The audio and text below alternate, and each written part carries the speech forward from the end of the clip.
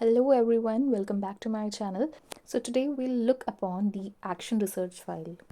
Action research, जिसे हिंदी में हम कहेंगे क्रियात्मक अनुसंधान।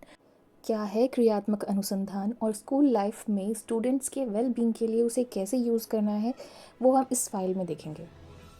तो क्रियात्मक अनुसंधान का मेन पर्पस तो ये होता है कि स्कूल में बच्चों को पढ़ने में जो भी प्रॉब्लम हो रही है किसी भी वजह से, हम उसको आइडेंटिफाई करें।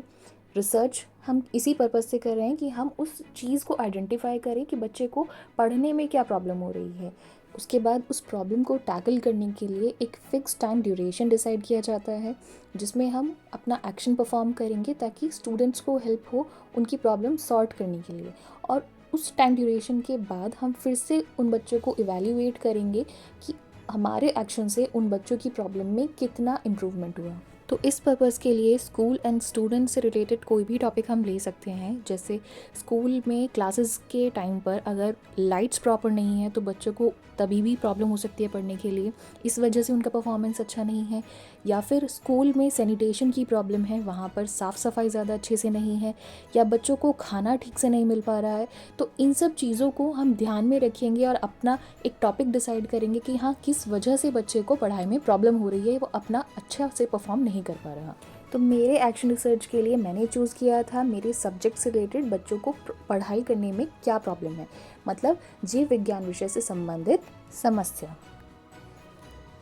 समस्या की पृष्ठभूमि निर्धारित की, उद्देश्य निर्धारित करेंगे, क्षेत्र क्या है, हमारी कितनी रेंज में हम कर रहे हैं इसको, न्यायाधीश अध्ययन विधि, उपकरण, क्या मटेरियल आप यूज़ करने वाले हैं उसमें। अब इसमें हमने एक टेस्ट बनाया है, तो पूर्व टेस्ट मतलब इसके बाद हम एक्शन रिसर्च परफॉर्म करेंगे। यहाँ पर हमने एक टेस्ट बनाया। इस टेस्ट में बच्चों के जो मार्क्स हैं वो हम देखेंगे किस किस बच्चे का क्या लेवल है। ठीक है, यहाँ पर हमने किया और अब हमारे पास आते हैं आंकड़े। तो ये हमारे पास टेस्ट के रिज़ल्ट आ गए। अब हम एक्शन रिसर्च परफॉर्म करेंगे उस चीज़ को इम्प्रूव करने के लिए कि बच्चों के मार्क्स इम्प्रूव हो जाएं। और उसके बाद हम दोबारा से सेम टेस्ट, यही एक टेस्ट हम दोबारा यूज़ करेंगे बच्चों को इवैल्यूएट करने के लिए।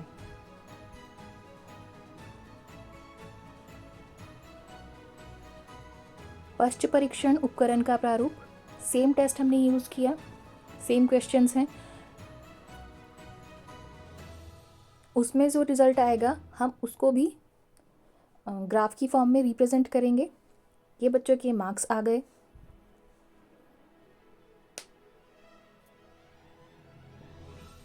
सो यू कैन सी कि बच्चों के रिज़ल्ट में इम्प्रूवमेंट हुआ है। तो हमें यही करना है इसमें। सेकेंड एक्शन रिसर्च मैंने परफॉर्म किया था भौतिक विज्ञान विषय से संबंधित, उस विषय को पढ़ने में बच्चों को क्या समस्या थी। तो मैंने जो लेसन प्लान परफॉर्म किया था उसमें अगर बच्चों को समझ में नहीं आ रहा है तो क्यों समझ में नहीं आ रहा है, उस चीज़ को मैंने मेंशन किया यहाँ पर।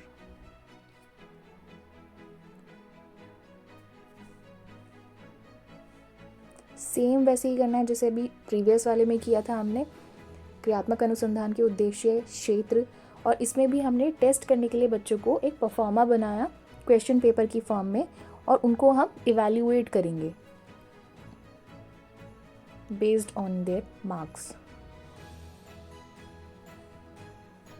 ये पूरा क्वेश्चन पेपर है।